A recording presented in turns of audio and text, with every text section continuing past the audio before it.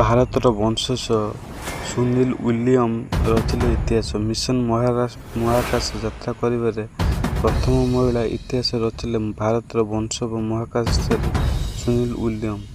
ସେ 3 ଥର ମହାକାଶ ଯାତ୍ରା କରିଛନ୍ତି ଏବଂ ସେ ଆମେରିକା ମହାକାଶ ସଂସ୍ଥା ନାସା ପକ୍ଷରୁ ଅନ୍ତରୀକ୍ଷ ଅଭିମୁଖେ ଉଡ଼ାଣ କରିଛନ୍ତି। ସୁନୀତା ସହ ବଡ୍ ୱିଲମୋର ମଧ୍ୟ ଯାତ୍ରା କରିଛନ୍ତି। ଓଡିଟାରେ ଡେଭ୍ କାନାଭେରାଲ ସ୍ପେସ୍ ଫୋର୍ସ ଷ୍ଟେସନରୁ ୟୁନାଇଟେଡ୍ ଲଞ୍ଚ ଆଟଲାସ ଭି ରକେଟ୍ ଏବଂ ବୋଲଙ୍ଗ ଷ୍ଟାରଲିନ୍ ମହାକାଶ ଯାତ୍ରାରେ ନିର୍ଦ୍ଧାରିତ ସମୟ ଅନୁସାରେ ଉଭୟ ମହାକାଶ ଯାତ୍ରା କରିଛନ୍ତି। ଗୁରୁବାର ସଫଳପୂର୍ବକ ଉଡ଼ାଣ କରିଛନ୍ତି। ସୁନୀତା ୱିଲିୟମ୍ସ ବଡ୍ ୱିଲମୋର 59 ବର୍ଷୀୟ ସୁନୀତାଙ୍କ ଏହା ତୃତୀୟ ମହାକାଶ ଯାତ୍ରା।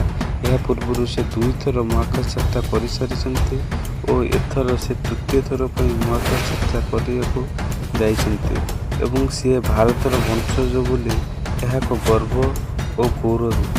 ଏବଂ ସେ 3 ଥର ସୁନୀଲ ୱିଲିୟମ୍ସ ସେ ଜଣେ ଭାରତୀୟ ବଂଶଜ, ସେଥିପାଇଁ ଭାରତ ପାଇଁ ଆଜି ବହୁତ ବଡ଼ ଗର୍ବର କଥା।